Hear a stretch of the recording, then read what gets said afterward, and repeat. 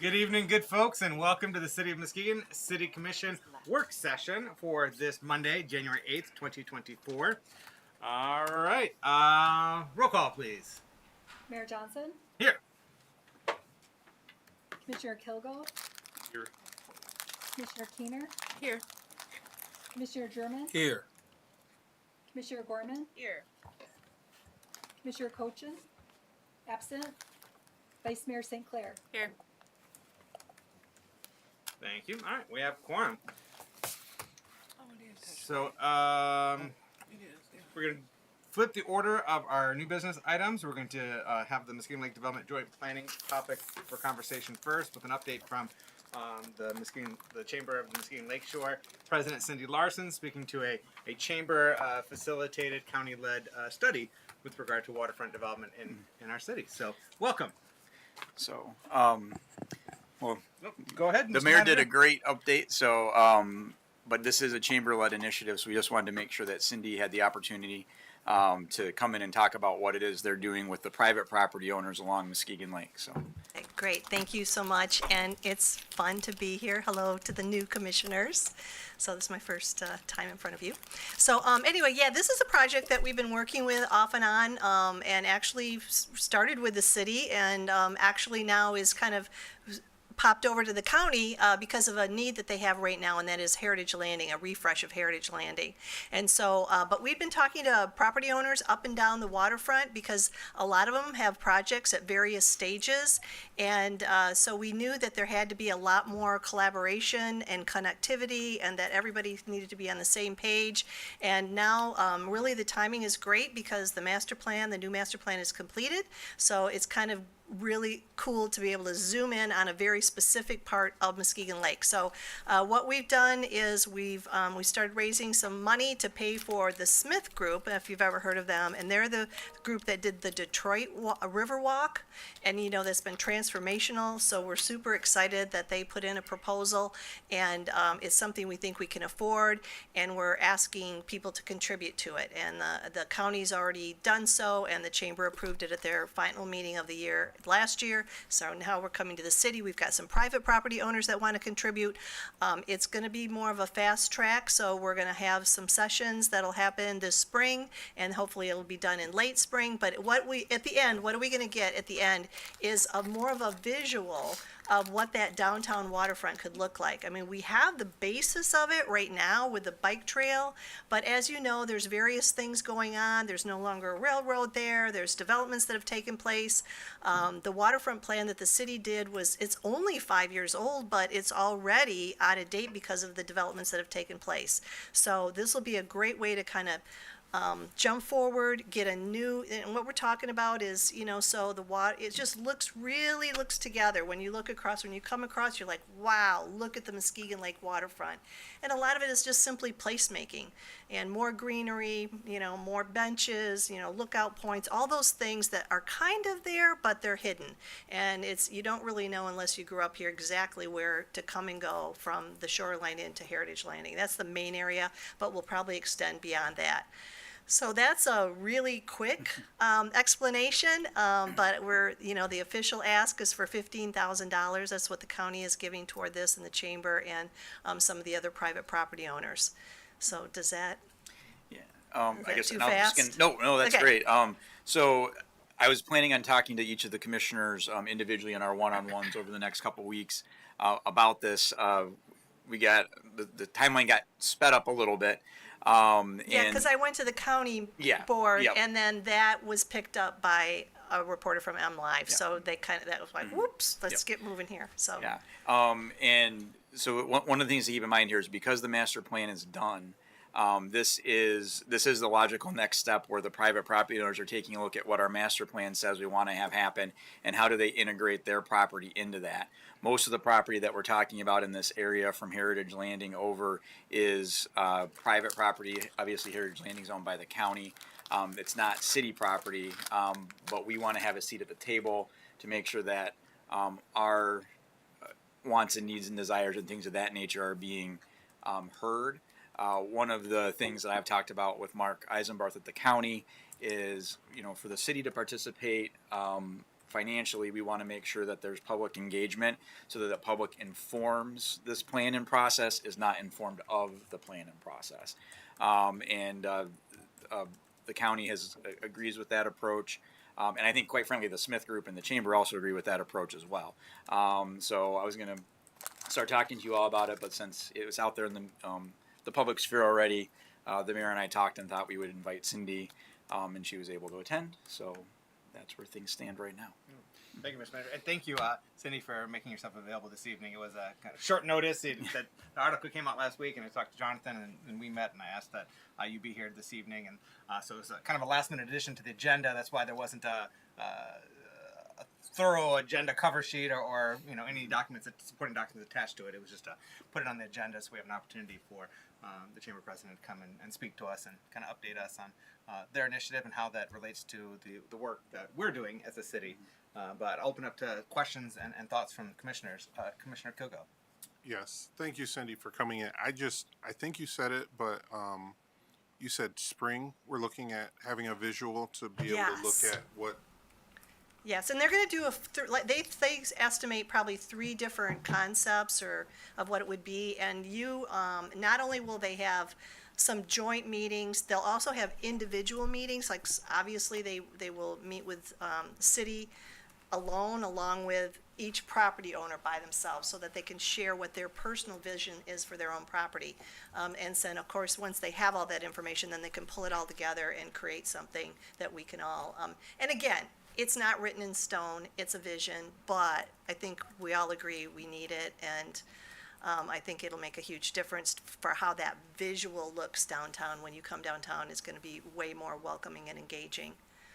Examples, you can imagine the types of examples. Maybe there's another seating area that's right along the bike path, or maybe there's another spots for art along the bike path, or maybe there's another spot for a pier, and it's all talked about in the master plan, but there's no actual really visual for it to get us to start working on it.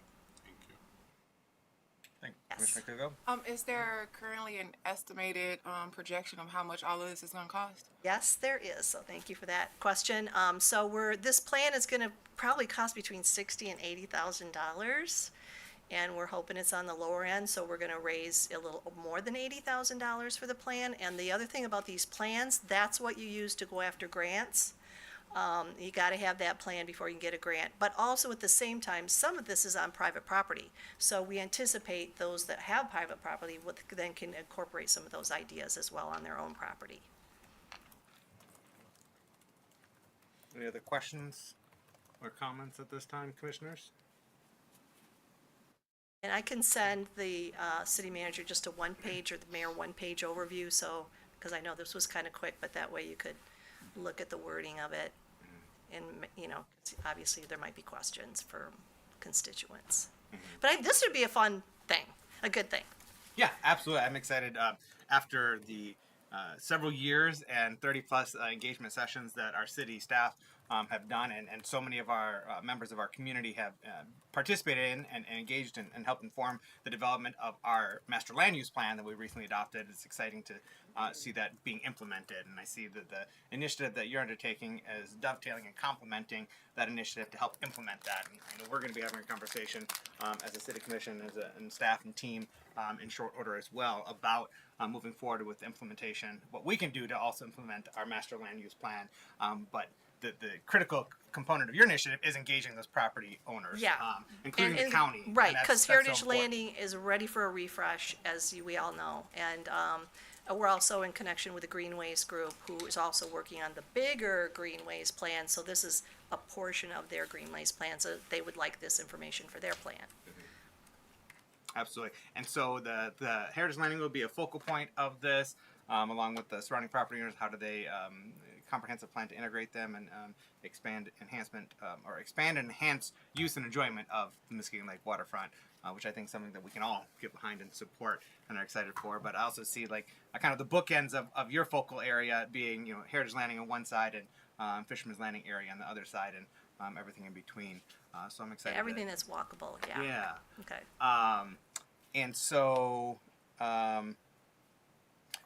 also complementing this or dovetailing this initiative and waterfront development generally, is something else that's been touched on in our master land use plan, which is the carrying capacity study to get done for Muskegon Lake, but also something that had come out of the screening of a local residents documentary. I'm blanking on the title of the documentary right now. Erie. Erie situation. Erie situation. Yes. I had to do it like Erie. Couldn't remember the title. Erie. The Erie situation. And that is doing an updated, because it's been a long while, doing a Muskegon Lake watershed management plan, which is in part to preserve the ecological health and well-being of Muskegon Lake and the watershed going forward. It's been decades now undertaking of getting Muskegon Lake cleaned up and restored. We're on the precipice of delisting from the Great Lakes area of concern, now ensuring that Muskegon Lake and the watershed remains healthy going forward. But part of that is being proactive and getting ahead of Muskegon Lake ever turning into something like Lake Erie, where we have these significant and frequent blue-green algal blooms that happen that could undermine all these efforts that we're doing to expand access and enhance access and enjoyment of Muskegon Lake and get people to Muskegon Lake. It could be undermined by such development. So the other thing is, not to interrupt you, Oh, yeah, but go ahead. that reminded me that Grand Valley is a part of this, and that is kind of their voice in all of this, because they're right in the center of our downtown waterfront. yes, I know Dr. Steinman at the GVSU Annis Water Resource Institute is very keenly interested in a Muskegon Lake Watershed Management Plan, as is Kathy Evans, formerly of the West Michigan Shoreline Regional Development Commission, still with the Muskegon Lake Watershed Partnership. And so your initiative could be another great way to engage these various different stakeholders so they can also partner and perhaps contribute one way or another, perhaps financially, to the Muskegon Lake Watershed Management Plan, because that also is likely going to be $80,000 or so, if not more, to get done. I know Windsor-Dick had tried to get a grant this last cycle. They were unsuccessful that time around. They can go for it again, but I don't know if we want to wait a whole nother year, because that was just recently, this last fall. I don't know if we want to wait a whole nother year to get that going. And so I do think that's, for me personally, that's an incredibly important part of Muskegon Lake and its future, is that watershed management plan. And so I'm bringing it up now because I do think it relates to this in so many different ways. And so I'm bringing it up now to hear from the commissioners if this is something that, at the same time that we're looking at supporting this planning and implementation initiative, whether the commissioners are also interested in supporting a Muskegon Lake watershed management plan and moving that forward as well.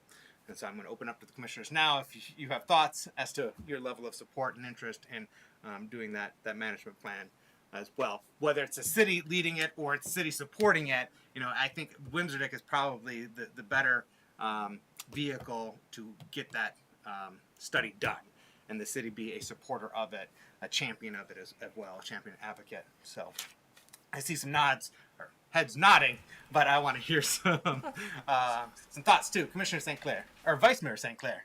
Thank you. I absolutely support us getting behind either another entity moving forward with that, or us spearheading it ourselves as necessary. I think as there are more and more development projects coming up around the lake with marinas and dry storage for boats, that we need to have a better idea of what the carrying capacity is for the lake and what the impact of our decisions as we approve these projects is before it gets away from us. Thank you, Vice Mayor St. Clair. Any other thoughts or questions on this topic or initiative or study? Commissioner Gorman. Yes, I just want to express my support as well, and also just make sure the commission knows and the public knows just how much interest there really is from the private sector to advocate for public access, not just for residents of the city, but the entire community. And this is a great way to, again, get a really great visual plan that everybody can get excited about, but for the grant opportunities to communicate just how big our lake is, because if you've never seen Muskegon Lake, it is something, it's hard to understand. So the fact that we need a visual component of this is super critical. And like we keep saying, nothing then is set in stone. So we often refer to the Imagine Muskegon plan that laid out the development for downtown Muskegon. If you look at that plan, if you want to come look at that plan, stop by the chamber, we can show it to you. But the traffic circle we often reference is not where the traffic circle ended up, but there was a desire and a need for a traffic circle downtown. And so I very much see this plan allowing us to at least start the planning process of where we would like certain activities on a lake as a starting point. And if the plan changes, that's great, because it's probably going to change from community input and other outreach, intentional outreach efforts for our community. So I'm very excited for us to get on board with this and work with our county. Excellent. Thank you, Commissioner Gorman. Anything to ask or add, Commissioner German, Commissioner Keener, or Commissioner Kilgo? Well, Commissioner German. I'm open to discussion and seeing what the vision looks like. And I think for the most part of it, having the community engagement also there, and anything that we could do to bring in developers and anyone that have an interest, for the lake. That's the whole plan, to try to beautify and enhance Muskegon, to draw more attraction there and make it, more welcoming. So I'm definitely open to it. Now, did I Yes, hear? Commissioner Keener? I'm sorry. Did I hear that we're gonna try to expand to Fisherman's Landing? That the focal area of the study, in terms of expanding and enhancing access and continuity and comprehensive plan for utilization, is between the Fisherman's Landing area and Heritage Landing. That's the focus area of what the chamber and the county is. Am I correct in that Yes, understanding? and knowing that we're gonna start with the right at the center where the convention center is across the street there. Start there and then you kinda go that way. Knowing also though a lot of time will be spent on Heritage Landing because that's ready to go. And that's one thing he prime. said, some things may happen right away and some things might happen down the road, but at least you've got the roadmap now. I'm kind of like envisioning Riverwalk and how Riverwalk begins all the way down by like Andiamo's and comes all the way down to the major Shane Park and all of that. And so I think it's a beautiful, beautiful idea, especially for all of our individuals that are staying in a lot of the senior towers and things, to be able to access that lake again. Yes. And fish and fill their freezers again. And I'm really excited. And speaking of the Greenway corridor that was touched on, it's also in our master land use plan that we do a Greenway corridor study for Ryerson Creek. And so looking at enhancing access to that Greenway along Ryerson Creek, connecting our Steel neighborhood to Jackson Hill and Angel neighborhoods to downtown and to our waterfront. So having that continuity, which then also builds off of the Greenway corridor right on the Muskegon Lake shoreline. Let's call it the Green and Blue Way corridor, I suppose. All right, excellent. Any other thoughts or questions? We'll be back with this time? updates for sure, right? We'll be back. Okay. Yes, Commissioner Kogo. Just to touch on the last part that you talked about, at the last neighborhood association meeting for the Steel neighborhood, they'd be very interested to see something like the beautifying of Ryerson Creek, because a majority of it goes back there through the Steel neighborhood. I know there's a section of the property that the city doesn't own. So with that, the lakefront planning initiative, all of that, I would just love more data on, so we can really see the best way to help beautify the city. Indeed. Thank you, Commissioner Kogo. And final thoughts or questions? All right. Thank you again for joining us this Yeah, evening. thank you. Thanks for letting me go so I can move on to the next one. Thank you. Absolutely. Cheers.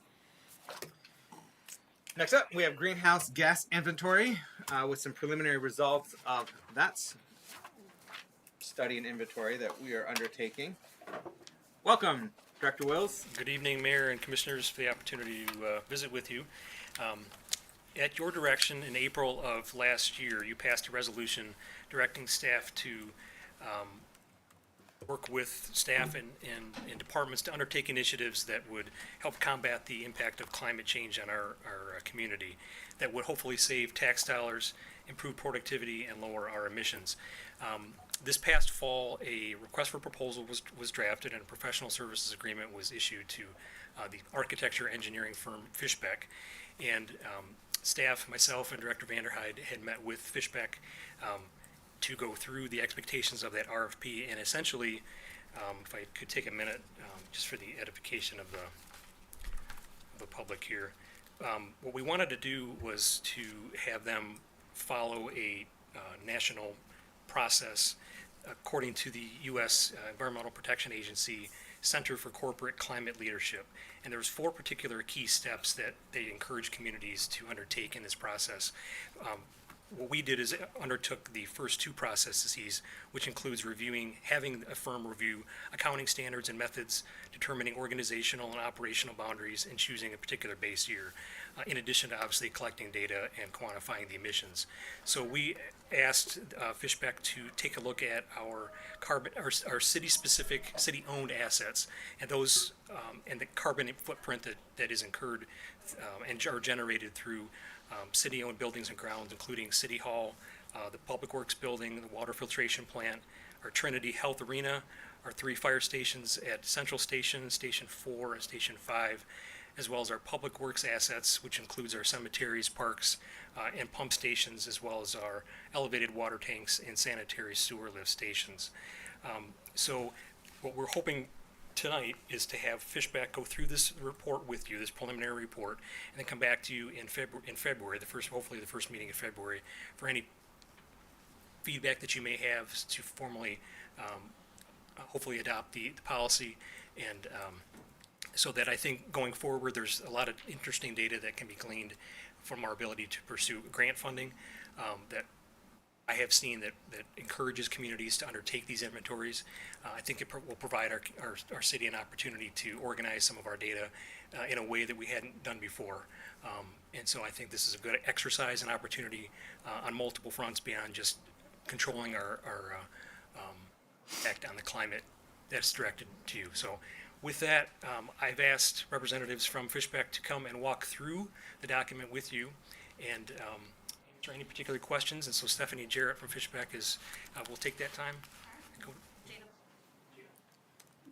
Thank you, Director Willis.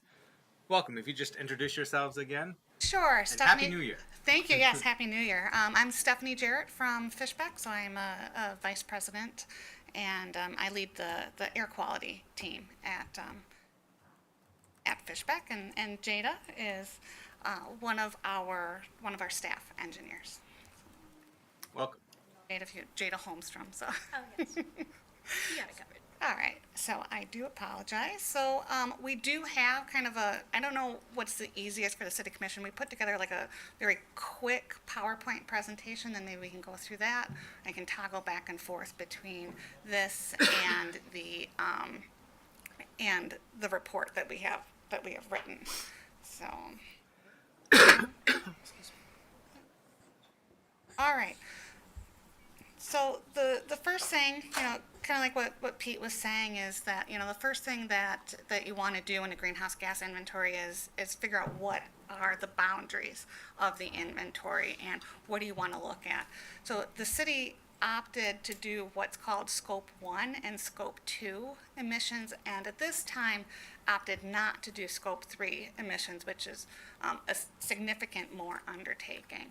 So Scope 1 emissions, that's the direct emissions from like the fuel consumption, natural gas consumption in all of your buildings. It's the fuel consumption that occurs in the vehicles that you own.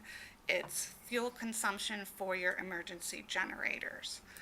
The Scope 2 indirect emissions, those emissions are emissions from purchased electricity. So it's the emissions that occur at the power plant, but because you purchase the electricity for use on site, those emissions get attributed to you.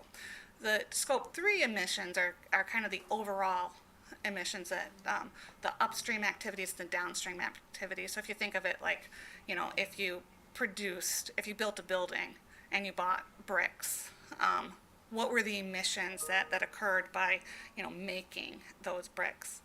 And that is what was kind of excluded at this time from from your PowerPoint or from your report. And so again, scope 1, scope 2, the indirect and direct emissions, so on-site and purchased electricity. So we met in early October to kind of go through what the organizational boundaries would be. And so Dan and Pete and Jada and I and another one of our colleagues came to Muskegon, and we kind of like went through what it is that you guys were already tracking, what information could you get, what would be, and what would give you the most bang for your buck for us to look at first. And so, just like what the RFP said, most of the things that we looked at were city-owned buildings, emergency generators, fleet vehicles, pump stations, and basically everything, has to, kind of comes into, and then the collecting all of this data. So the next step after we had that meeting was to start collecting the data from the city. And so we used the electric utility bills from Consumers Energy. Those electric utility bills were readily available online. And then we had to contact DTE Energy for your natural gas utility bills. And I think that was probably the gas utility bills was probably the one that took us the longest to collect from DTE. You do have available though, kind of ongoing, those bills I think are available online for like the past year. So one of our suggestions is to start collecting that data and putting it into kind of a repository so that you can start not only looking at the report year 2022, but then moving forward, what are going to be your emissions from natural gas. And then we also had vehicle fuel use. You use a company called Van Manen. They had a very nice way of tracking all of your gasoline and diesel use. And then there was a couple other ancillary sources, propane usage at the arena. You have, at the water plant, they have a stationary emergency generator that gets fuel deliveries. So kind of quickly, what all of this does is we take all of that data, and mostly it was Jada that took all of that data and just started doing calculations for it. And there are emission factors that are out there, and the emission factors were from the U.S. EPA climate leaders. They have a very nice spreadsheet that's used, and you can see here your scope 1 emissions. Again, that's your natural gas combustion emissions and emissions from your vehicles, account for about 42% of the city's emissions, and then your electricity use accounts for about 58% of the city emissions. That broken down, the electricity use, I believe about 50% of that comes from your street lighting, and that'll be shown in a graph further on.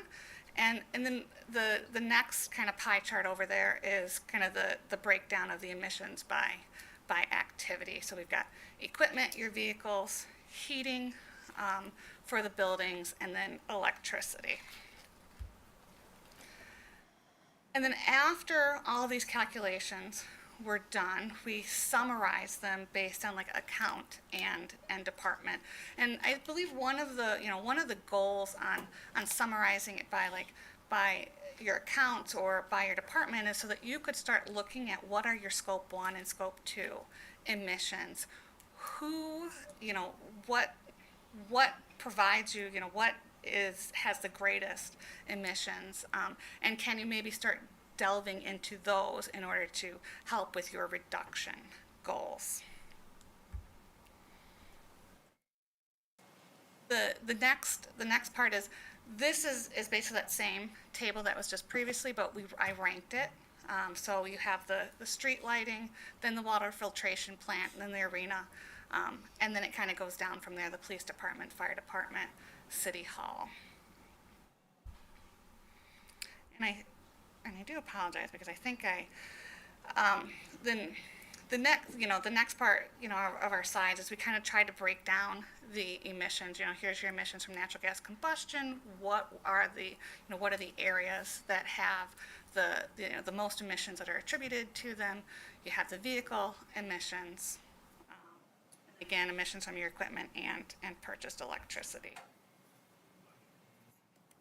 And let's see, and I'm not going to go there. And then this is just a kind of a, once you have your greenhouse gas, once this is finalized, what you're going to end up doing is you're going to start taking that greenhouse gas report and you're going to start to look at, where were you at in report year 2022 and what can you do to start reducing those emissions.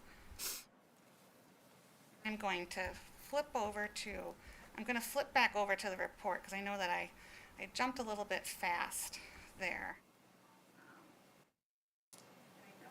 I thought I had it in the PowerPoint, but I'm missing it.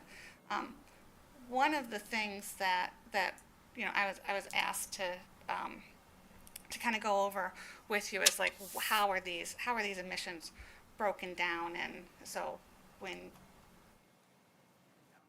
we calculate emissions for the report, those emissions are calculated. The emission factors are in pounds per unit. So for electricity, you're in pounds per kilowatt. For natural gas, you're in pounds per CCF or cubic foot of natural gas used. And if you think of and then we take that and we, convert that into tons. So I think the city's emissions right now are about 5,400 tons of carbon dioxide per year in report year 2022. A ton is 2,000 pounds, which I think that's about the size of a vehicle, a small vehicle.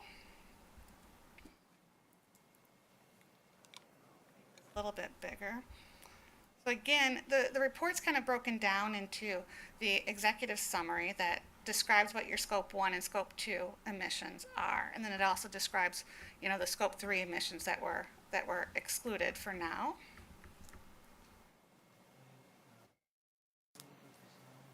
And then, as Pete had indicated earlier, we discussed kind of a protocol selection. So one of the things that we did was we looked at the most used protocol is the greenhouse gas protocol. So that was the protocol that we used to calculate your emissions, and then we also used the US EPA climate leaders in order to gather most of our emission factors from.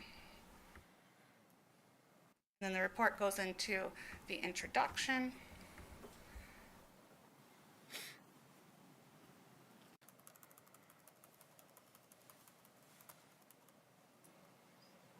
And then and then here is the methodology. So the report describes the methodology, which again is those organizational boundaries, the city-owned buildings, your fleet vehicles. Some of the things that we did not include was we did not include air travel or travel for business, for city business, for non-city vehicles. We also didn't account for like losses from heating, ventilating, and air conditioning, so HVAC equipment. We would not expect those to have a significant impact on the numbers. However, as you kind of delve into this process more in the future, you can start looking at how can I add to my inventory, especially if you're saying, all right, we want to be net carbon neutral. So what does that mean? Is it net carbon neutral just for what we've looked at, or how do we add in more to ensure that we're capturing all of the emissions? And again, the report goes into, and I'll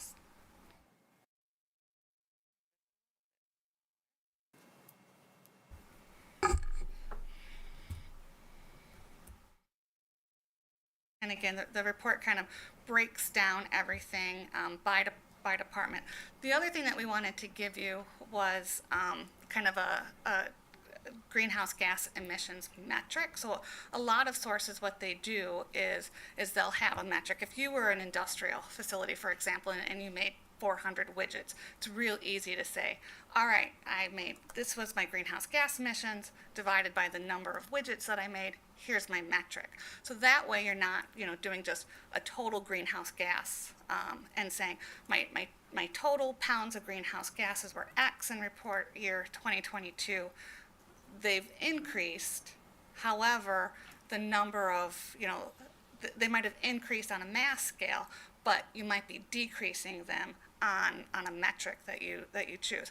We thought the easiest thing for the city on the metric side was to do it by full-time employees, and so that's what we included in table 1 is what the metric was, so that even if in the future you might see, like if the city adds things, you might see an increase in some mass emissions. Maybe you're decreasing it based on full-time equivalent employees. And this also gives the city an opportunity. You could do it in any number of ways. You could do it by square footage, or if you had a different metric that you wanted to look at it, you could do it by your population. As the population, if the population grows or as it grows, then what's the greenhouse gas emissions, per number of citizens that are in the community. I think one of the larger greenhouse gas emissions sources was the water infrastructure, was the water management or the water filtration plant. I apologize. We did look at, so the emissions from the water filtration plant. We looked at the emissions from the total filtration plant. One of the things that we discussed, we just didn't have enough information at the time, was to break the emissions from the water filtration plant down to what the city's actual usage is. The city of Muskegon's actual usage was since the water filtration plant provides for your citizens and also provides for for communities outside of Muskegon as well.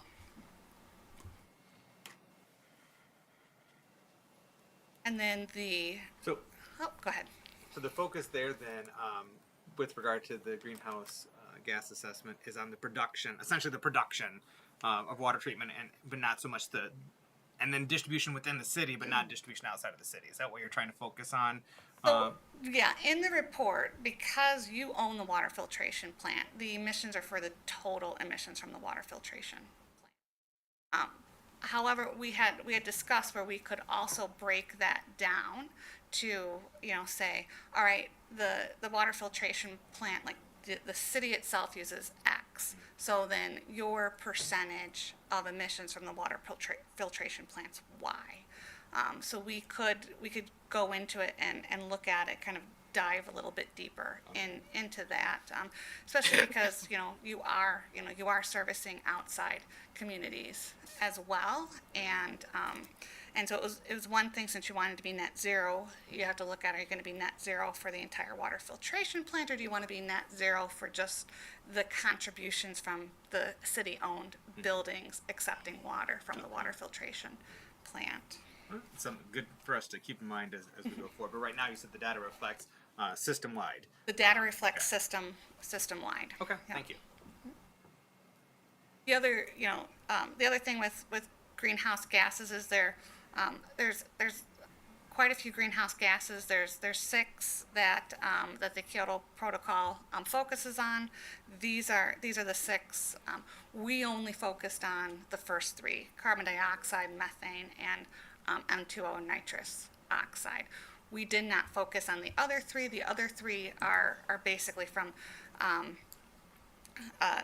leakages from so SF6, or leakages from like utilities or electrical. We didn't feel that the city would have a significant amount of leakage from their HVAC units. And then we went through all of the emission sources, gathering all of the data.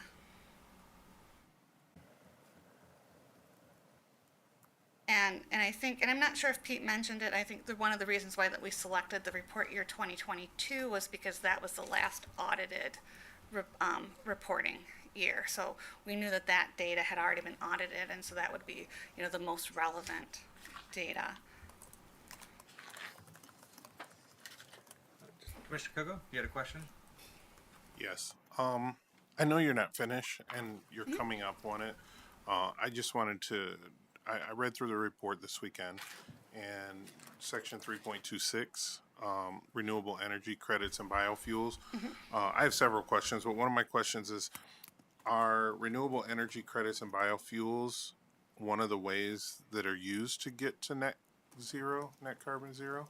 It can be, yes. So there's, so you could do like a green energies program with the local utilities and say, you pay a premium for that, but you can say, hey, we want our electricity or the majority of our electricity to come from renewable sources. And then what happens is the utility, then it allows for the utility to, also commission more renewable energy sources, and then they can say, all right, these emissions or this electricity or this natural gas came from this source, and then they give you a credit for that. Okay, and then on that same topic, is renewable energy part of scope 3? That's why it was not done in this report? No, nope. Renewable energy would basically I don't, the city is not actively using renewable energy. So, if you use some biodiesel, there's also some, I believe the Consumers Energy that you get your electricity from, they have a program out there, the Green Generation program, and they're already providing you some renewable energy credits through that program. But we didn't subtract off. We didn't say, all right, Consumers Energy is 15% renewable. We didn't subtract 15% from emissions from your inventory itself. I think in order for us to do that is we'd probably have to really dig into or contact, get in touch with consumers, what exactly is being provided by the city, and what are the green energy credits, and they might then require you to go into a program with them. Speaking of renewables, our solar array did just go live on the arena downtown, so that became active, I think, just in this past week. I think it went live right at the end of the year, beginning of the new year, and so our solar array on the arena is now live. It's not generating nearly the equivalent of the electricity needs of the arena, but it is going to be a cost saving, and it's going to help reduce those energy needs. And we're going to be looking as we go forward as well, where we can add more renewable energy and installations on our facilities across the city, and that's part of what this study is to help give us a sense of our baseline of where we're at now and what we need to tackle going forward. Did you have another follow-up, Commissioner No, Kogo? I'm going to let you finish going through the report. I do have some other questions, no but problem. I want to let you finish. Thank you. There are assumptions and uncertainties, so we tried to, write down what our assumptions and uncertainties are as part of the assessment. And again, some of that is, I think one of the things that we did for the vehicle usage is that even though each of your vehicles, when the city-owned vehicles get fueled up at your fuel station, they're supposed to put in a mileage in there. There was some data that was questionable on the mileage, so we ended up not using the mileage data from Van Manen. What we ended up doing is converting the gallons into an average mileage is what we thought that the cars would have. So that's one thing that the city could kind of work on going forward to kind of improve the inventory is, can there be a push to put in your actual mileage, because the city is going to be using that data for these reports.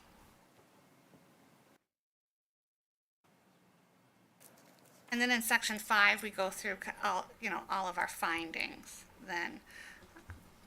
So again, table 1, which I showed on the PowerPoint presentation, just goes through what were each of the departments, what are their scope 1 and scope 2 emissions, and then what are the total scope 1 and scope 2 emissions from the facility on a whole.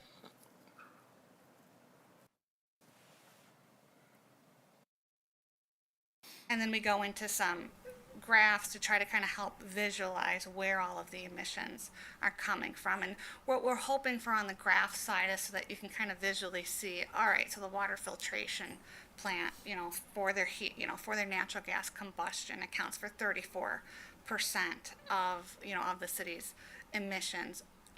Is there something that you could do at the water filtration plant, or is there something that you could do at the arena in order to start to reduce those emissions in the future?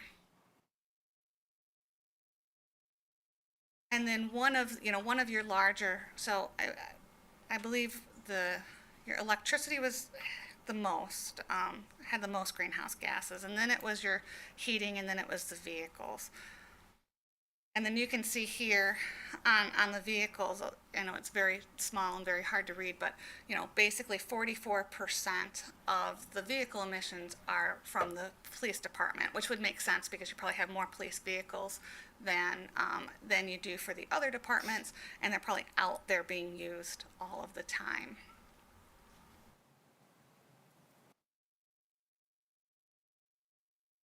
And then we broke down by equipment.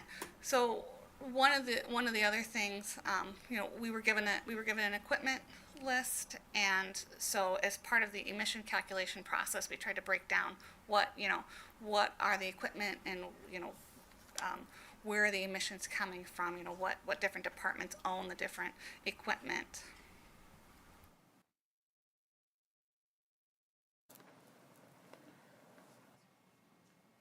Percentage amounts.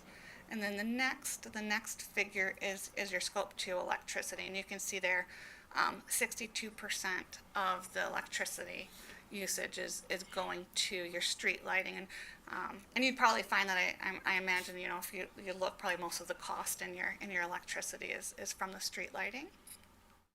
And so then it's kind of, you can use this data to we upgraded to LEDs. right. But it's still energy intensive. And then I was talking to a colleague, because on the way here, because I was trying to compare, we did a greenhouse gas inventory several years ago for another city, and their electricity was much higher, but it was about 10 years ago. I'm like, I wonder if it's because they switched to, it was like the conversion over to LED was kind of just beginning at that point, so.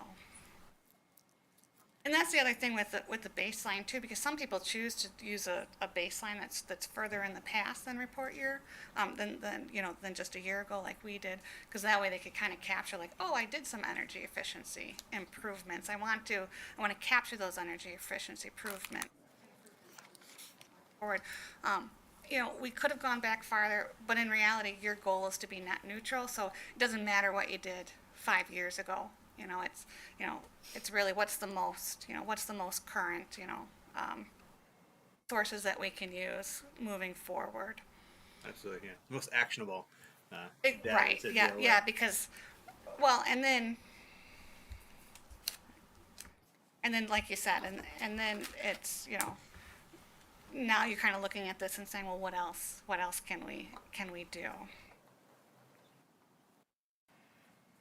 Sources of vehicle emissions, the majority of your vehicles are gasoline, so it's, so 78% of the emissions from your vehicles are coming from your gasoline vehicles, and about 22% are coming from your diesel vehicles.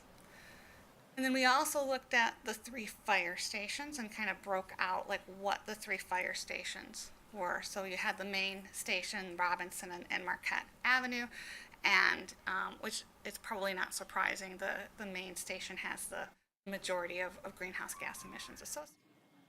With regard to main station, does that encompass also central dispatch and all other operations of the facility, or is that narrowed down to just fire protection services and the fire department use of that facility? I believe it includes central, because the fire marshal was in there. And we talked to Dan a lot, to kind of try to figure out where should these, the electricity or the gas use or the vehicle use, where should we attribute them to? Okay, thank you. Greenhouse gas sinks, which we didn't do, but so kind of section 6 and 7 are kind of just more informational. Greenhouse gas sinks are, what's the uptake of greenhouse gases from the from plants that can counteract the city's produced greenhouse gas emissions. And one of the things when Jada and I were here in October, Dan had indicated that you guys have a forestry department and that you have a lot of of oak trees. And we had talked about it would be a very kind of cool undertaking to kind of say, oh, what is the city's canopy like? How do those oak trees help in the uptake of the greenhouse gas emissions from this? And then we have other So go I ahead. was just curious. I noticed right there that it indicated that oak trees are the most effective at that carbon sink of deciduous trees. For coniferous trees, like what's the? I Do don't you know what the best one is by chance? I was I just do curious. not. All right, I'm gonna look into that more. I'm curious as to which both coniferous and deciduous trees like rankings, like what are the Right, best yeah. to be used going forward for our tree plantings.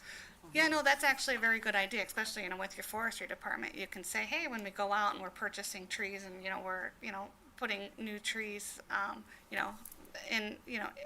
in your parks, or I don't know, my city has, where you could call the city and they'll put it, they'll plant a tree, for you, so you can kind of look at what would be those best trees, to plant. And, maybe some of your residents should be like, oh, we've narrowed down the number of trees that you can pick from, so. Or you could start telling them that this is going to help them with their greenhouse gases that they're, from their homes. So, and so again, we have a few recommendations, for future. The greenhouse gas inventory is really, it should be thought of by the city as a living document. It's not something that you should say, all right, we did it, put it away. It really should be something to, how do we improve it? How can we make it better? Are there better ways to collect data? What can we do, to better verify some of the data as well? And then are there other things such as travel that you want to start putting in and start estimating emissions for?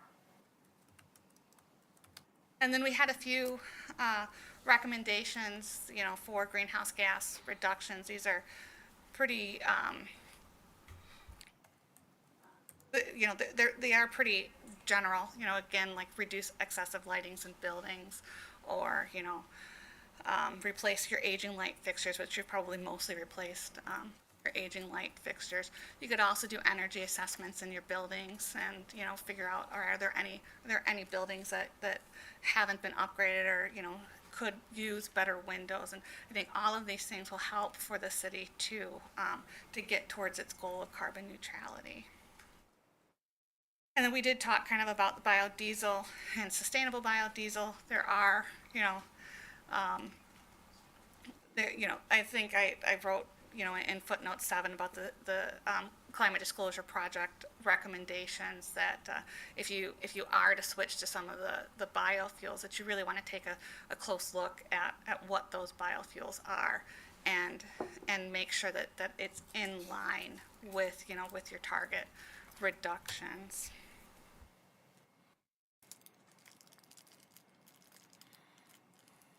I think that is about it. And then we go through the appendices, which I'll switch over, and this way you can see all of Jada's work. So these appendices come from, this quite massive Excel spreadsheet. This quite massive Excel spreadsheet that Jada put together. And this spreadsheet is the city's as well. We've provided it to Dan and Pete so that it can be updated either by the city or a third party in the future. And you can see that all the calculations. These first ones are all of the calcs for each of the different vehicles. The highlighted are what assumptions that we had to make. The EPA doesn't have, right now the EPA's emission factors only go through 2020 for vehicles. So if a vehicle was newer than 2020, we used the 2020 data. If a vehicle was listed that did not have a year, we chose 2015 as kind of a good baseline year, I believe, because the city kind of rotates through cars at about a 6-year pace, as I believe I was told. I could be wrong on that. And then obviously you can also then look at, what some of the, the larger emission sources are too. Natural gas combustion emissions, these are all broken down by your account number and the address.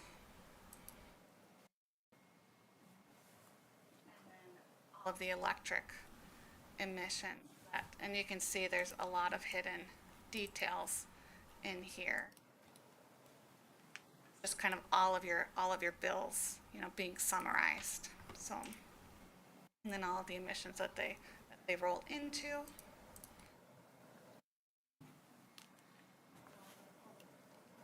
Smart and pull some of this over to the front.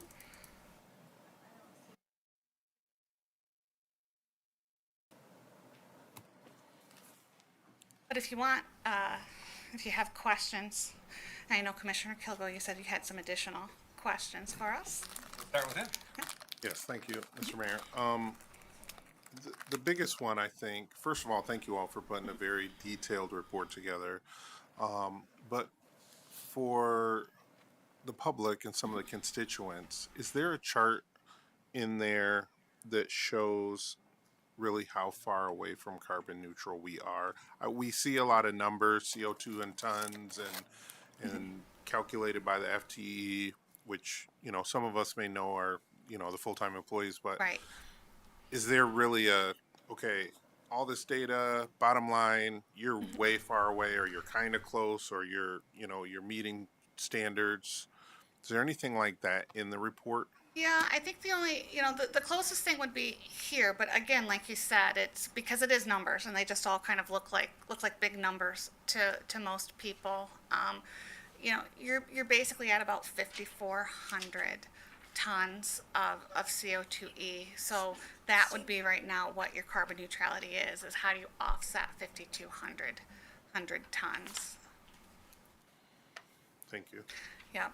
And we can think about for the final report if there's a way to kind of, or maybe make that like a more blatant statement that's in Do you have the no, report. just for frame of reference? Again, I think it kind of dovetails with what Commissioner Kogo was asking you. How many trees equivalent to 1 ton of carbon dioxide equivalent? Yeah, Do you have that? I don't know Okay. that number offhand, unfortunately. Yeah. Because that could just be one way for us to wrap our minds around. It's not like we're going Right. to plant a billion trees to offset this, but like just as a frame of reference or a point Right. of reference. Yeah. Yeah, and I think the other thing that a lot of communities do as well is, right now you're only looking at, the city's operations. It's like a lot of cities will expand out. So what is the actual community emissions, and how do you reduce the community emissions as a whole?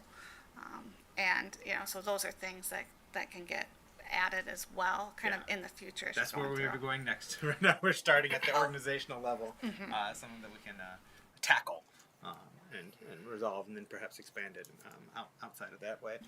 Commissioner Keener. So this is where we currently are. Right. And so, like, what, in a year, 2 years, you'll give us another side by side of where we're at in 2 years, or? So right, so yeah, so and that's kind of probably what the city has to decide on. The RFP was for your baseline report. Was for a baseline year. The RFP did not say like what baseline. We chose with Pete and Dan the report year 2022 because that was the most recent audited.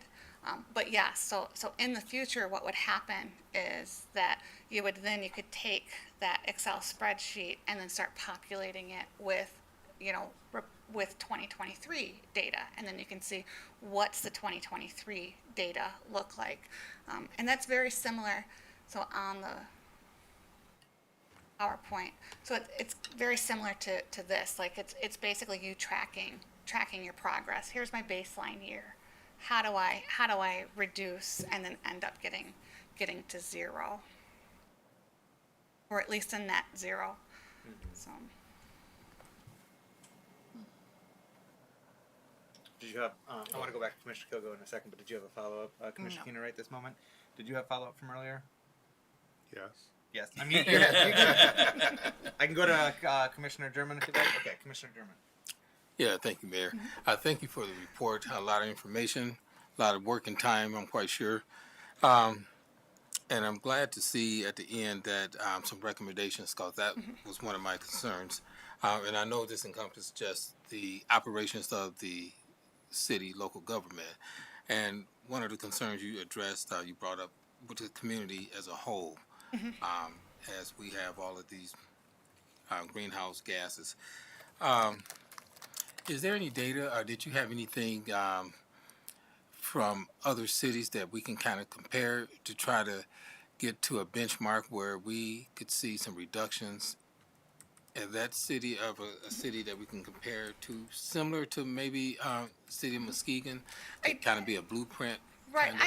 We can look up and see if there's some cities, especially that's kind of similar in size to you, that has a similar. I know city of Ferndale is much smaller than you. I believe that they put that they've put out what their greenhouse gases are. But there's a lot of cities that are out there, especially under I think the Council of Mayors. So the Council of Mayors has a list of the cities who. And I believe Muskegon is on there. I'm not sure, Mayor Johnson, if it was you or if it was a previous mayor, but that so that they were committing to greenhouse gas reduction. So we could probably very easily look at that list and try to come up with a city that's of a similar size. You just have to tell us if you want like a similar size and maybe they're the same, but a similar size in population, or as well as a similar area of the community, because that's probably would be the the most representative. I think that you have around 37,000 citizens in Probably somewhere Muskegon, around and there, I think one of my colleagues on the episode, you were about 18 square Square miles. miles. Yeah. Yeah, so we could kind of look and see, is there another community that's similar? There might not be. I don't know if a lot of your square mileage also is because of, like, if you have a lot of lakefront and you have a lot of parks as well, but because that is, I think, a very good thing. Like, how do you benchmark yourself against other cities? So. Okay, thank you. And the initial scope was on scope 1 and 2, pretty much. Okay. Right. Yep. And then scope 3 isn't technically community. The scope 3 is value chain. So you had to produce something in order to get natural gas here, or you had to produce materials in order to build a building. So scope 3 takes into account, like, what were all of those? It's like a life cycle assessment, basically.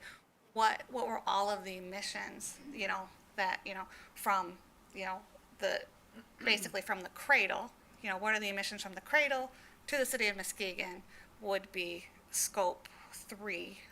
And then what are the emissions from the city of Muskegon kind of to the grave? So, outside. And so that's kind of the upstream and the downstream emissions that are part of scope 3. And I think community is just a community initiative. I know there are EPA grants out there, and I think a lot of the EPA grants look at, hey, we want cities to do a community inventory. Thank you. Any other questions, commissioners, before I go back to Commissioner Kilgo? Commissioner Kilgo. Thank you.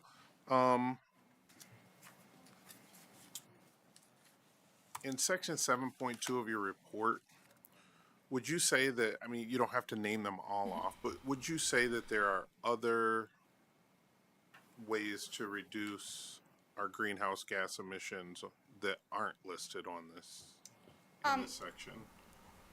Yes, I do believe that there would be other ways for you to reduce emissions.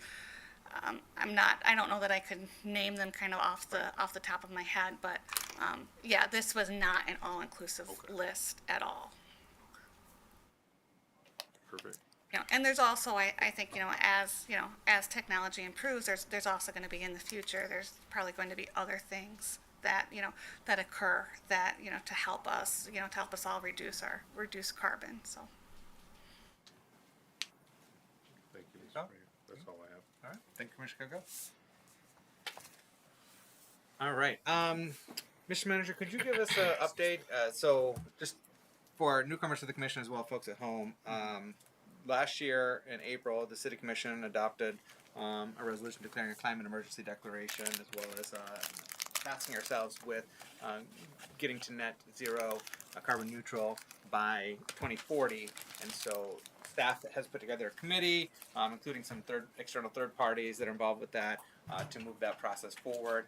One of the first elements of that process was this greenhouse gas assessment. So we have a baseline where we're at today with our greenhouse gas emissions for city operations, to guide us going forward. But can you, Mr. Manager, give us an update as to what's the next steps for that committee and the process, and when the final results of this study will be coming to the commission next month? But what's your outlook beyond that? So we'll be taking the information from the study and working it into the work group that the Deputy City Manager, Mike Sell, is heading up, along with Director Wills, as they work through those recommendations.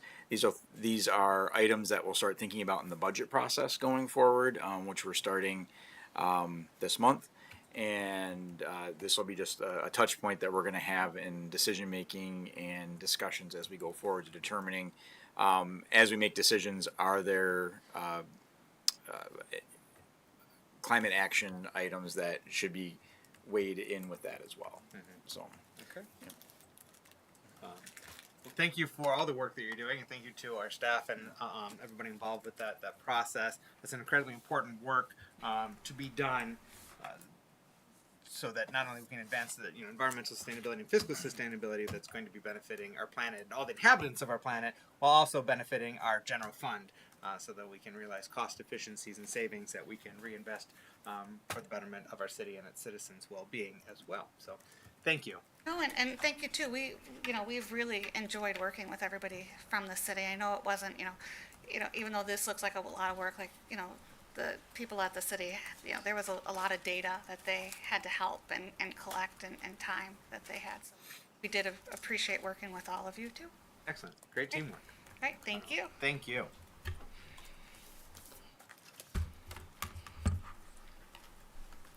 All right. So before we go to public comment, we will have phone-in comment as well. So folks, keep an eye on the screen at the bottom of your screen for a phone-in number if you do want to call in your comments. Before we do that, just wondering, commissioners, if there's anything that you want to touch on that's on our agenda tomorrow, the general session agenda tomorrow. If there's anything you might want to touch on right now in advance of that tomorrow.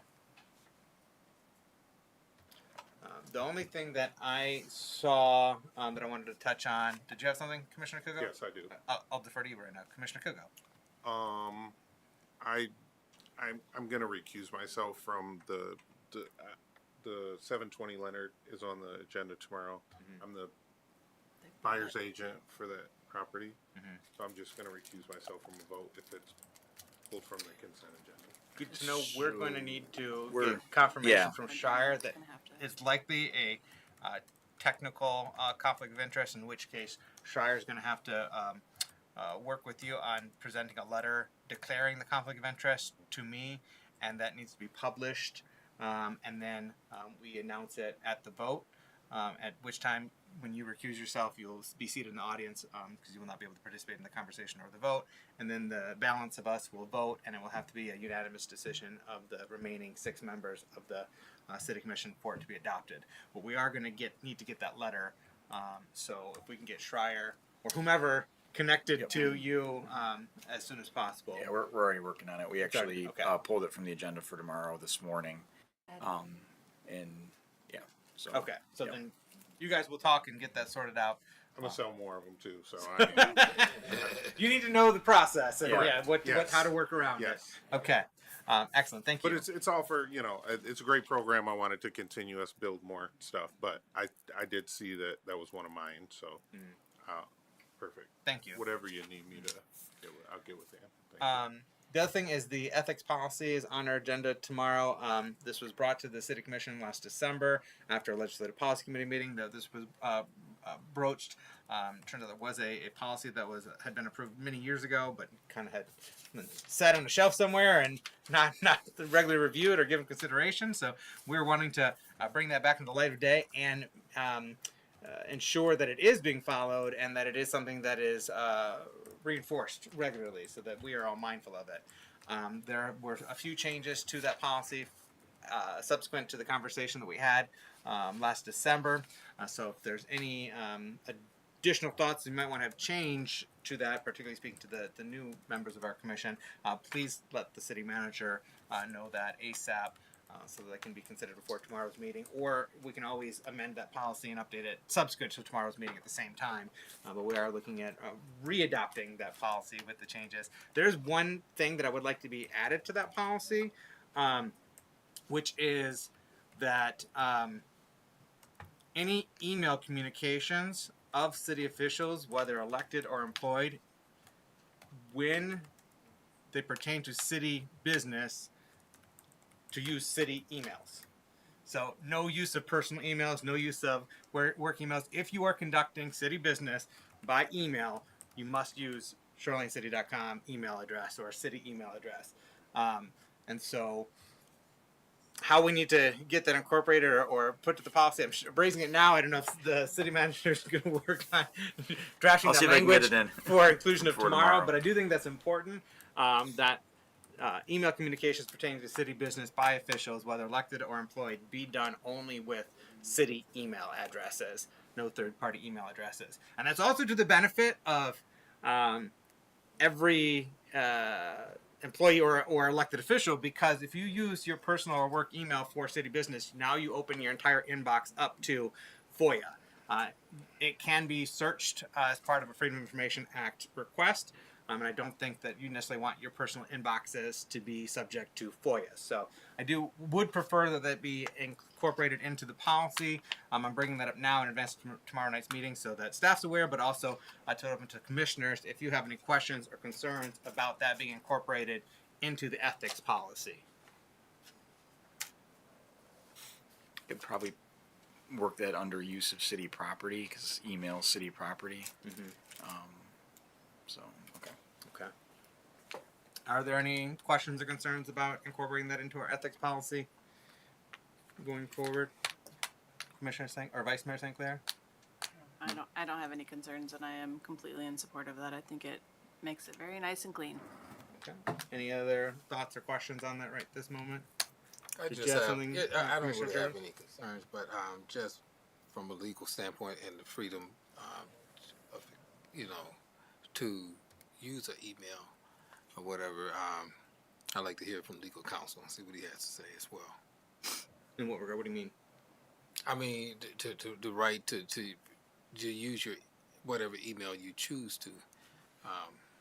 So that's what we're talking about right now. Yeah. I know what you're saying. Well, no, I'm saying we're including our ethics policy. I don't know what question you have the attorney, you can ask the attorney. But what I'm raising right now is that we are deciding as a commission that our ethics policy, which will guide all of the members of the commission as well as all employees of the city, that in addition to all of the things that are already included in the ethics policy, Right. but there's also a stipulation that when conducting city business by email, you use your city email for it.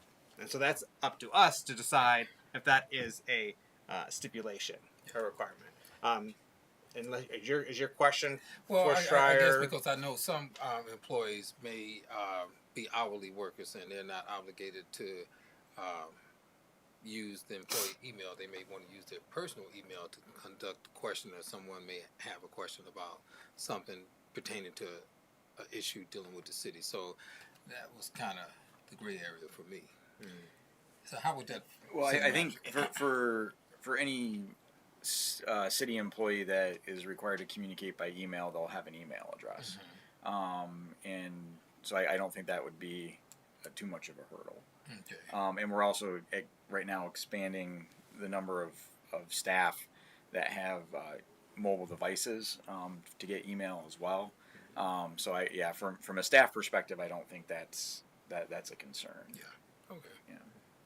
Commissioner Keener, do you have something to ask or add? Yes, I didn't see anything as far as like gray area as far as social media inboxes. Is that something that has been talked to with council? It's not.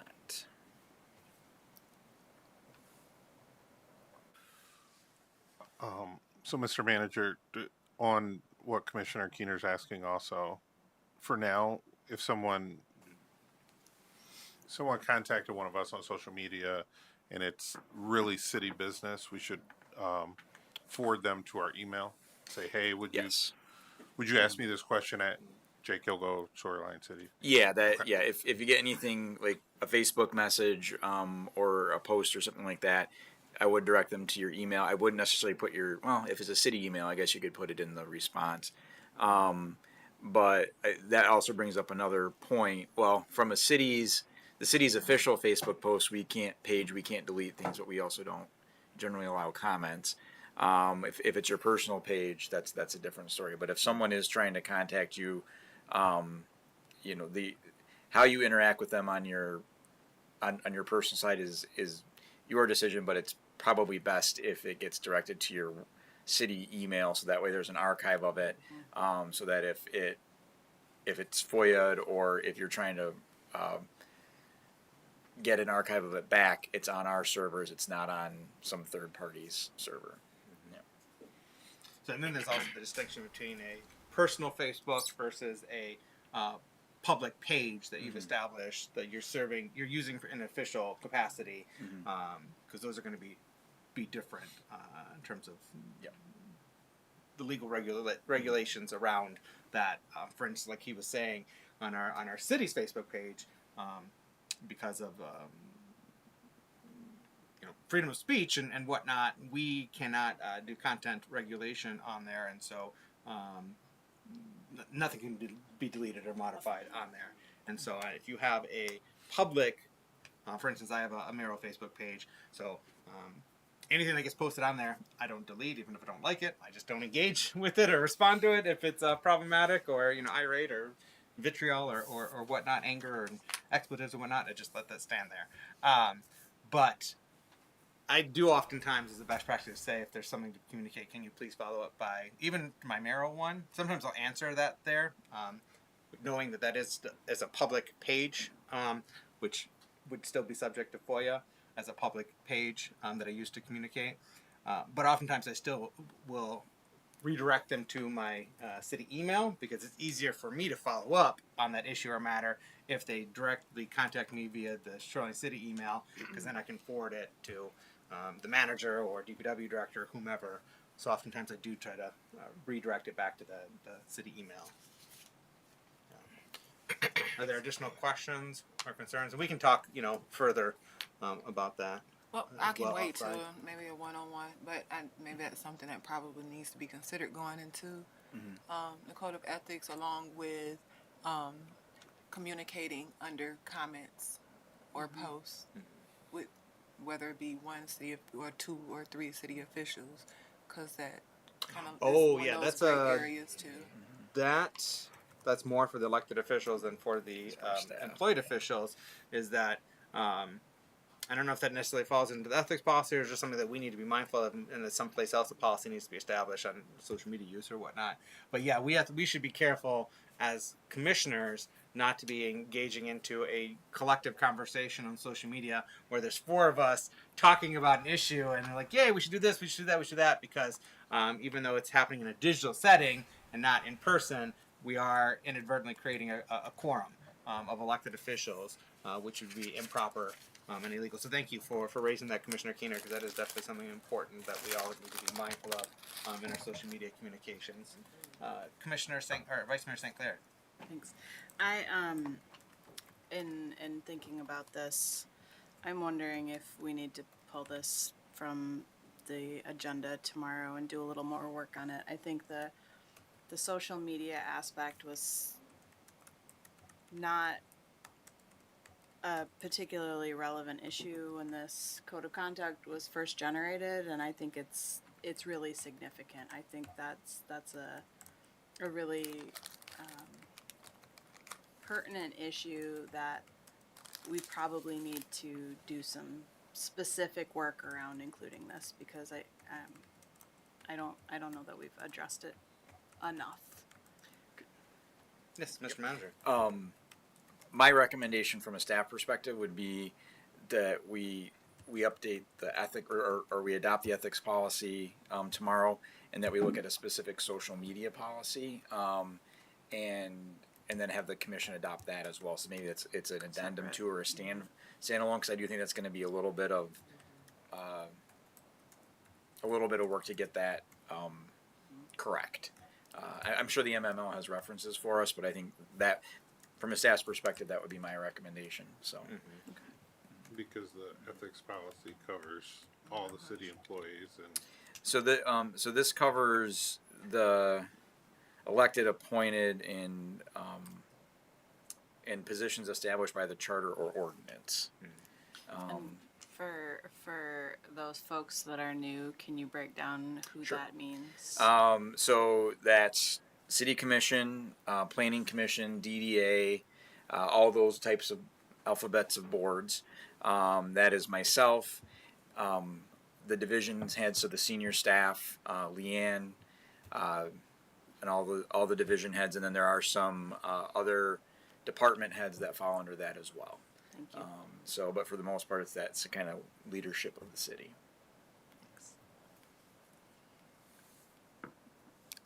Commissioner Keener? My last question, I promise. Can FaceTimes be FOIA? There's no way to That's- archive it, yeah, so I don't yeah. think Okay. That's- it yeah. could Like a be. phone call. Yeah. Yeah, like with I guess it's an IT question. I don't think there's a way to do that. Yeah. I mean, it depends if it shows up in your call log. So you can FOIA call logs, but it's only if you produce the information if it exists. If the information doesn't exist, we don't have to produce it, or we don't have to create it. I think is another way to say it. So, yeah. So if there's a way that we archive it within our system, like our phone logs here from City Hall, I believe IT's got a way to keep track of that. But yeah, that wouldn't be. So. Any other questions or comments at this time, commissioners?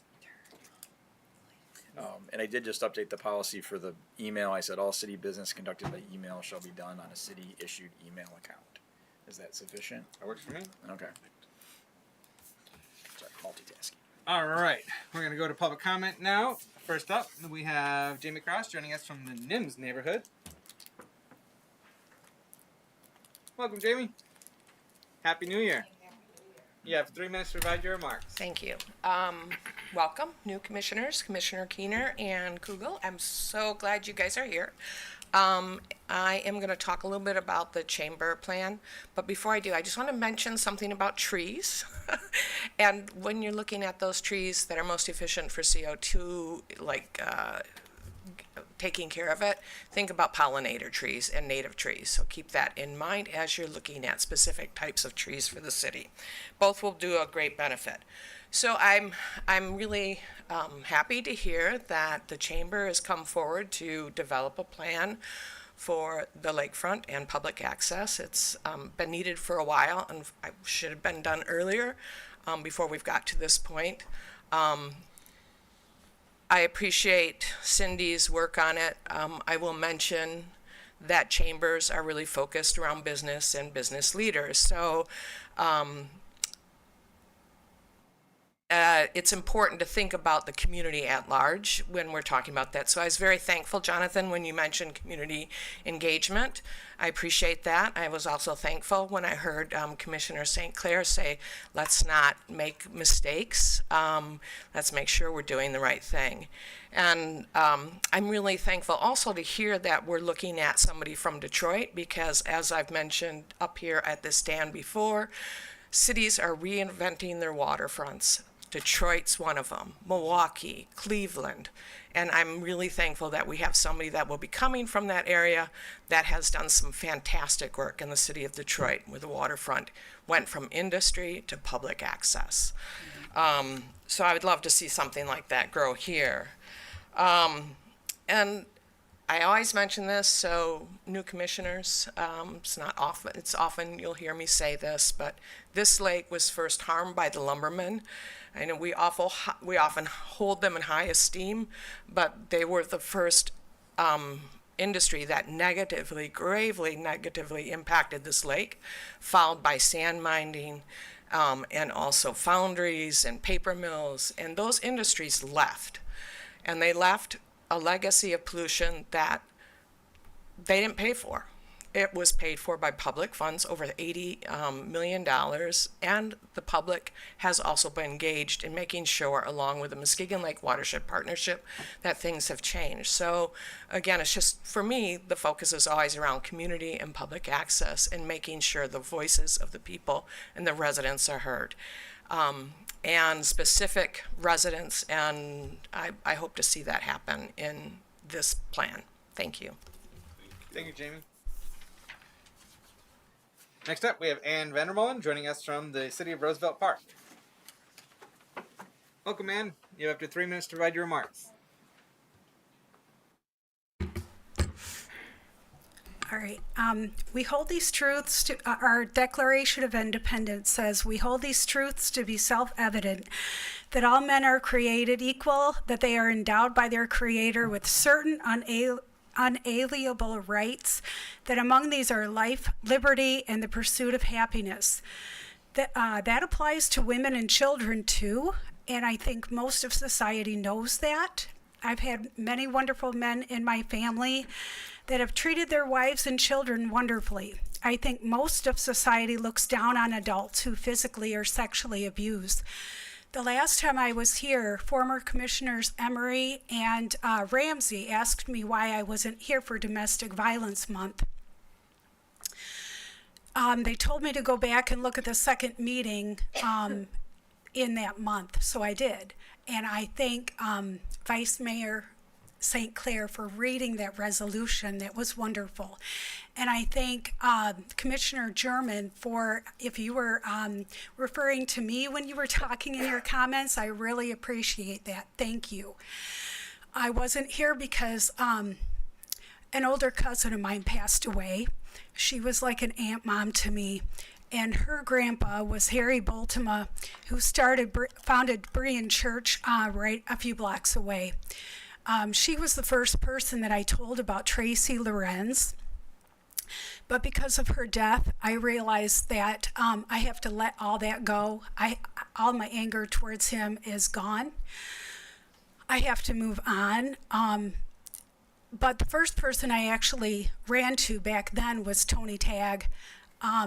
When I was breaking things off with Tracy Lorenz, I threatened to tell his wife. And he threatened me not to. He said I should think long and hard about it. Well, I didn't have to think long and hard about it. I called Tony Tagg as soon as I could. And Tony met with me in the county building. Tony told me to go to every woman's place, but I didn't go. Instead, I tried to get a restraining order on Tracy for things he said to me. They wouldn't give me one. That's when I finally went and wrote that report with the Muskegon Police. And I've just remembered it took me almost 10 years because everything was so traumatic. It took me all this time to remember that it wasn't the physical violence why I wrote that report. It was the threat. The threat scared me because he had been violent with me before. He wanted to meet with me again after I threatened to tell his wife, and I said, no way am I going to be around you. So I went to Tony Tagg. Tony Tagg didn't victim shame me like other members of this community have. And I've talked to you guys about that before. Certain people in the community that I wish should be talked to about victim shaming. That's it. Thank you. Thank you. Thank you, Ms. Vandermolen. Is there anyone else in the audience that wishes to give public comment at this time? if you come up and introduce yourself, and if you are a city resident, which neighborhood you reside in, if you live in a neighboring city or elsewhere, if you just indicate what city or township or village. And before you start, I just want to let folks at home know that we will be accepting public comment. That phone number is 231-724-6721. So get ready to phone in that at the right time. So welcome. Hi, my name is Christina Lewis. I'm a resident of Muskegon Heights. I'm not a resident down here. But I frequent Maritime Academy over off of Apple and let me look at my notes. So Chestnut. So right there, that's on the opposite side of where I'm talking about. But Chestnut and Kenneth. So as you're coming down Chestnut up, there's Kenneth that kind of merges into it. So let's say I'm going down Chestnut, and then Kenneth is here. There's no yield sign here, and there's no yield sign for traffic on Kenneth. And there is above that intersection a yield to the stop sign, but unfortunately that's not going to do anybody any good because there's going to be a collision before that at some point if we don't figure that out. And then so that's really important because there's 3 blocks down there's a school district. There's probably plenty of kids walking, coming and going. People speed, don't really care about what can happen after that. So as I was on my way here, I kind of got turned around to Catawba and Williams, and there is an intersection there. If I wasn't paying attention and the driver to the right of me wasn't, we would have collided because there's no yield sign and there's no stop sign at that intersection. So I don't know if anybody's been hurt there, killed there, or if anything has happened there, but it will eventually if we don't get a signal sign in there as well. And my biggest concern really is just kids, people, maybe even late at night, intoxicated walking, who has been hurt in these areas. Maybe how long have the signs been gone? But they're both really important. I'm not going to say one's more important than the other. And that's really all I had to say. I don't know. I think we should have more domestic violence resources, and victim shaming is really a thing. So there aren't touching on that. It's really hard to get help here, and every woman's place is super limited on resources and stuff like that, I know, so I don't know, how to start. Maybe trying to find more funding for that.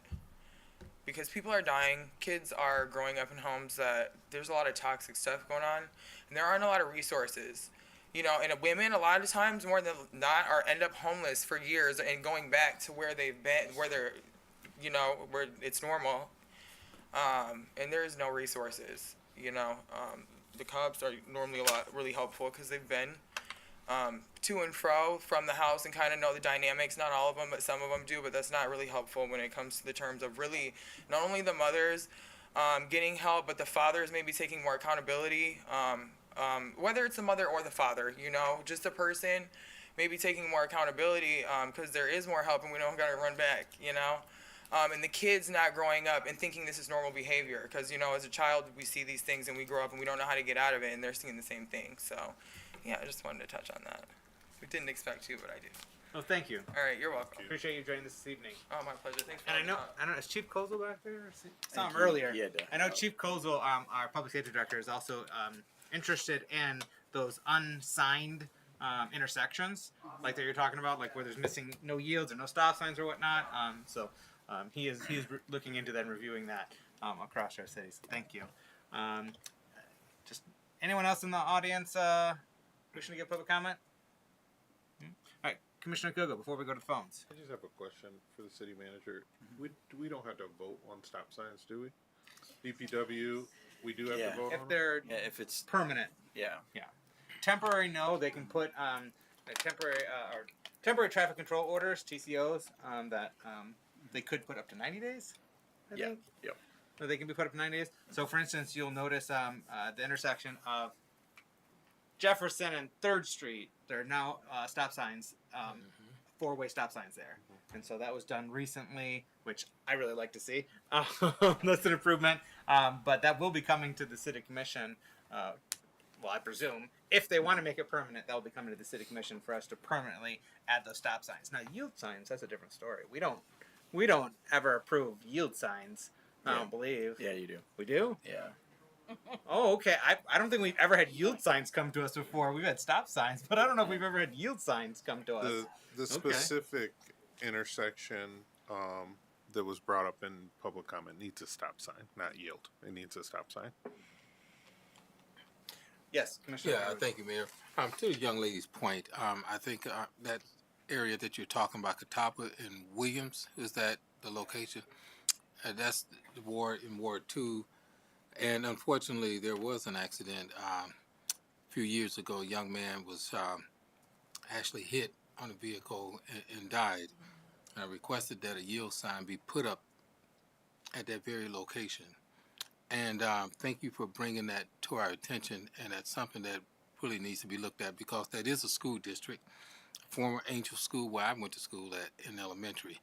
And Mr. Fidel, he has done an excellent job with that academy so far. So yeah, the safety of the children and the community is definitely essential. So thank you for addressing that.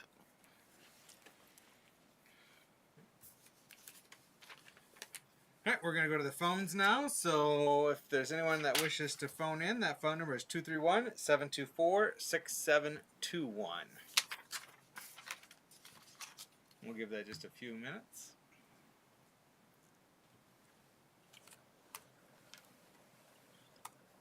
I know there's a game getting ready to start that everyone's in a hurry to get to. Go blue. Commissioner Kogo's properly decked out. Is the Director Vanderheide. Oh yeah, Director Van Hyde up back there with his jersey. 7:30. 25 minutes. 24. Catch it.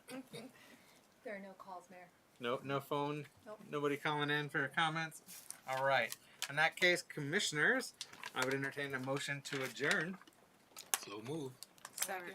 Motion by Commissioner German, supported by Commissioner Keener to adjourn. All in favor, please indicate by saying aye. Aye. All opposed, same sign. We are adjourned. Thank you. Take care. Be well. Go blue. Have a good night. Stay safe.